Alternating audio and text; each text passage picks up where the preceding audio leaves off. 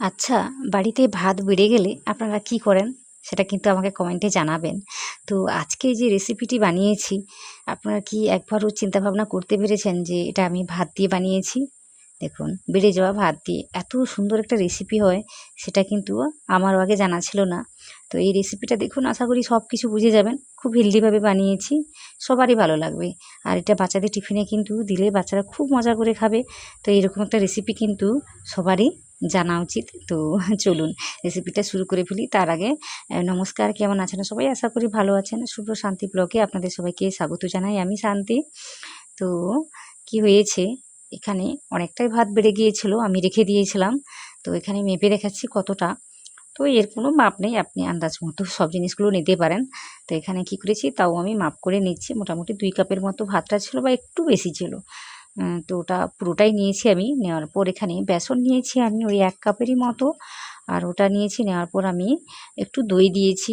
তো দইটা দিলে না এর স্বাদ কিন্তু অনেকটাই বেড়ে যায়, সে কারণে আমি দই নিয়েছি। ওই 1 কাপেরই মতো, একটু কম হবে হয়তো। মোটামুটি অতটাই ছিল আমার কাছে, তাই আমি অতটাই দিয়েছি। তো দিয়ে আমি একটা ভালোভাবে পেস্ট বানিয়ে নেব। খুব ফাইন না হলেও চলবে। তো দেখুন আমি কিভাবে কাজটা করে নিয়েছি। আর এখানে একটু আমি জল দিয়েছিলাম, কারণ ঠিকমতো ঘোরানো যাচ্ছিল না বলে আমি 1/2 কাপের মতো জলটা দিয়েছিলাম।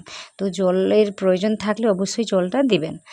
তাও অনেকটা গাঢ় হয়ে আছে, এখানে আরও জল লাগবে, অনেকটাই জল লাগবে। তো আপনারা দেখতে থাকুন। তো এই ভিডিওটি যদি আপনাদের ভালো লাগে, অবশ্যই আমার ভিডিওতে একটা লাইক দেবেন। তো অবশ্যই লাইক দেবেন, আর নতুন কেউ হয়ে থাকলে অবশ্যই আমার চ্যানেলটিকে সাবস্ক্রাইব করবেন। তো এখানে আমি কি করেছি, 1 কাপের মতো সুজি নিয়েছি, সাথে দিয়েছি ওই গ্রেট করা আদা আর কাঁচা লঙ্কা, 1 চামচের মতো গোটা জিরে, আর একটু হিং দিচ্ছি। তো বেসনের যে কোনো রেসিপিতে একটু হিং দিলে ভালো, হজমের জন্য ভালো, স্বাদের জন্য ভীষণই ভালো হয়। তো অবশ্যই দেওয়ার চেষ্টা করবেন। না থাকলে কিছু না, থাকলে অবশ্যই দেবেন। আর অনেকগুলো ধনেপাতা কুচি। তো এই সমস্ত কিছুই আমি দিয়েছি। দিয়ে পরিমাণ মতো লবণটা দিচ্ছি। সত্যি কথা বলতে কি, আমি এখানে লবণ দেওয়ার কথা একদমই ভুলে গিয়েছিলাম। পরে আমার মনে হলো এখানে আমি একদমই কিন্তু লবণটা দিইনি, তারপরে দিলাম। তো দিয়ে তো বুঝলাম যে আরও একটু জল লাগবে। মোটামুটি এখানে আমি 2 কাপের মতো জল দিয়ে ফেলেছি। তো এইভাবে কিন্তু কাজটা করে নিতে হবে। বারে বারে অল্প অল্প জল দিয়েই কিন্তু কাজটা করে নিতে হবে। একসঙ্গে কিন্তু অনেকটা জল দিয়ে ফেলা যাবে না। তো সাবধানে কিন্তু কাজটা করে নিতে হবে। তো দেখুন এখানে আমি এইভাবে ব্যাটারটাকে তৈরি করে ফেলেছি। করে যেহেতু সুজিটা রয়েছে, সে কারণে ওই 5 থেকে 10 মিনিটের জন্য ঢেকে আমি রেখে দিয়েছি। তো আরেকটু সময় দিতেও পারেন। তো এখানে আমার হাতে সময়টা ছিল না। আর দেখুন কতটা ব্যাটার হয়েছে। তো এতটা আজকে লাগবে না। তো যেহেতু আমি বানিয়ে ফেলেছি, কিছুই করার নেই, এটাকে তো বানাতেই হবে। তো কি করেছি, আমি এখানে একটু সোডা দিচ্ছি, ওই 1/2 চামচের মতোই দিচ্ছি। তো প্রথমেই আমি কি করেছিলাম, ওই কি বলবো, এই চামচের 3 ভাগের 1 ভাগ আমি দিয়েছিলাম, তারপর আরেকটু দিলাম। তো মোটামুটি বলতে পারেন এখানে 1/2 চামচের মতোই দিতে হবে। শুধুমাত্র এই রেসিপিটাকে হালকা ফুলকো করে নেওয়ার জন্যই কিন্তু আমি বেকিং সোডাটা দিয়েছি, আর এটাকে ফোলানোর জন্য না। তো এটা মাথায় রাখতে হবে।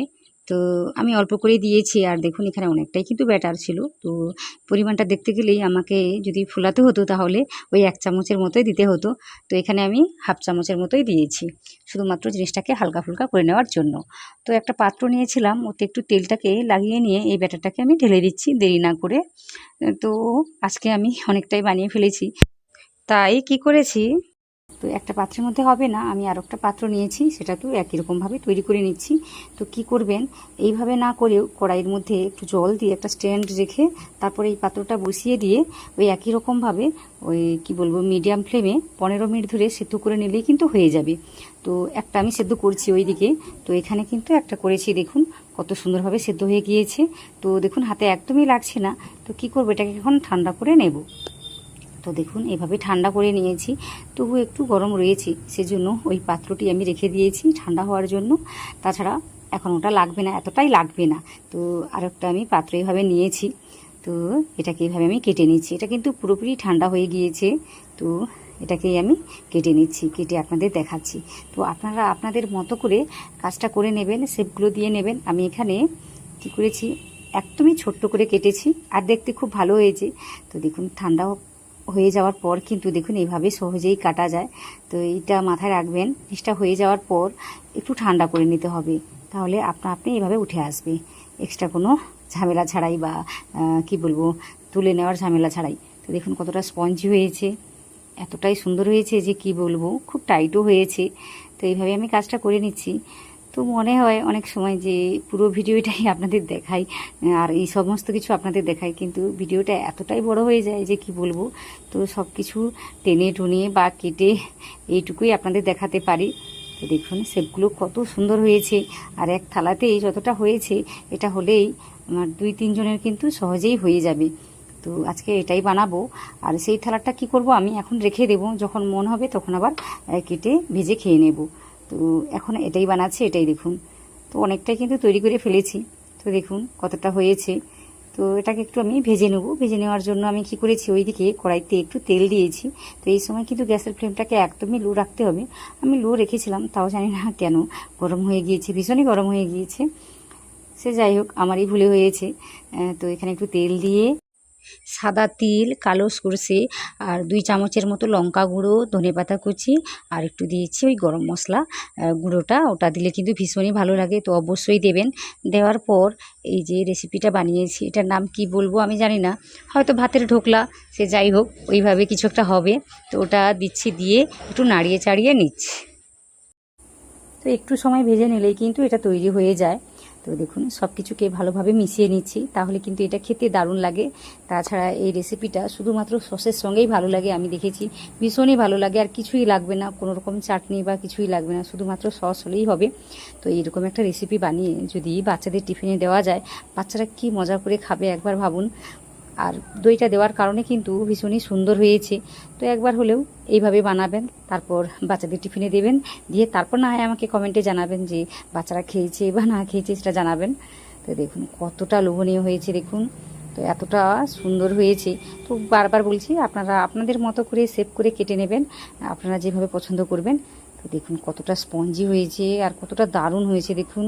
তো এরকম একটা রেসিপি ভাত দিয়ে বানিয়েছি, সেটা কিন্তু ভাবাই যায় না বলুন। তো বারবার বলছি, যদি ভালো লাগে আমার ভিডিওতে অবশ্যই লাইক দেবেন। আর নতুন যদি কেউ হয়ে থাকেন তাহলে আমার ভিডিওটি বলছি না, আমার চ্যানেলটিকে সাবস্ক্রাইব করে নেবেন। আর পাশে থাকা যে বেল আইকনটা আছে ওটাতে প্রেস করবেন। তো এই কাজগুলো করবেন, তো এইগুলোকে অবহেলা করবেন না। শুধু শুনে চলে গেলে হবে না, কথাগুলো শুনবেন এবং কাজগুলোও করবেন। তো আমার ভীষণ ভালো লাগবে, এগুলো করবেন। তো অনুরোধ আমার, এগুলো অনুরোধ, আর কিছুই না। তো দেখুন আজকে 2 ছেলে খেতে বসেছে। 2 ছেলে বলতে এ তো খাচ্ছে বড়টা, সে তো আসবে খাবে, কিন্তু সে এইসব খাবে না, সে শুধুমাত্র সস খাবে আমরা খাইয়ে দিলে খায়, ও সব কিছুই খায়। তো এই ধরনের রান্নাবান্না বা কোনো রকম রেসিপি যদি আমার চ্যানেলে দেখতে চান, সেটা কিন্তু কমেন্ট করে জানাতে হবে। তাহলে ওই রান্নাবান্নাগুলো আমি খুব সহজ করে দেখিয়ে দেবো, আশা করি আপনাদের ভালো লাগবে। তাছাড়া আমার চ্যানেলে অনেক রকম রান্নাবান্না রয়েছে, অনেক নতুনত্ব রান্নাবান্না রয়েছে, ওইগুলো দেখে নিতে পারেন। যদি ভালো লাগে সেই ভিডিওর নিচে তাহলে একটা কমেন্ট করে দেবেন, তাহলে আমার ভীষণই ভালো লাগবে। তো অবশ্যই কাজগুলো করবেন। তো দেখুন কতটা স্পঞ্জি হয়েছে। তো এইভাবেই কিন্তু আপনারা সহজেই বাড়িতে বানিয়ে নিতে পারবেন। তো আশা করি আজকের রেসিপিটি আপনারা দেখেছেন প্রথম থেকে শেষ পর্যন্ত। আপনারা যারা দেখে ফেলেছেন, আপনাদের অনেক অনেক অনেক ধন্যবাদ।